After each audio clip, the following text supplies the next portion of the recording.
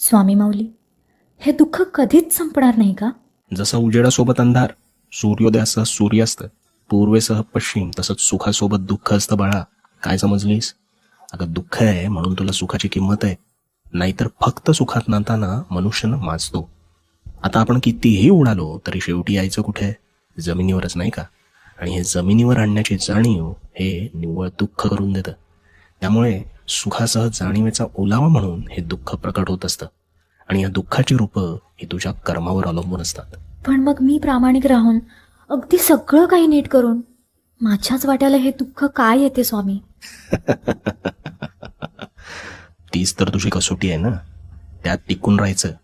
एकदा काही परीक्षा उत्तीर्ण झालीस की जितकं भोगलायस ना त्याहून अधिकच आनंद आणि सुख तुला नक्की मिळेल. आनंदाच्या शोधात कधी भटकू नकोस. जे तुझं आहे ते तुझ्यापाशी नक्की येणारच. संकटांना सकारात्मक नजरेने सामोरं जा आणि मग बघ, ते तुझ्यासमोर टिकूच शकणार नाहीत. माझ्या मनात अगदी कोणतंही कार्य करत असताना ते होणार नाही अशीच वाल कायम चुकचुकत असते.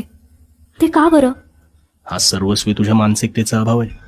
आजवर रोज सकाळी दीर्घ श्वास घेऊन एक वाक्य स्वतःला सांगायचं, माझं मन हे सर्वस्वी माझ्या काबूत आहे. मी या मनाच्या काबूत कधीही राहणार नाही. आणि मग बघ, तुझ्यात सकारात्मक ऊर्जेचा संचार हा नक्की होईल आणि तुझा आत्मविश्वास सुद्धा दुणावेल.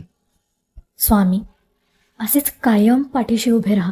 अगं ते सांगण्याची काहीच आवश्यकता नाही. मी कायम तुझ्यासोबत आहे, राहणार आणि असेन. आणि हो, भिवू नकोस, कारण मी तुझ्या पाठीशी आहे.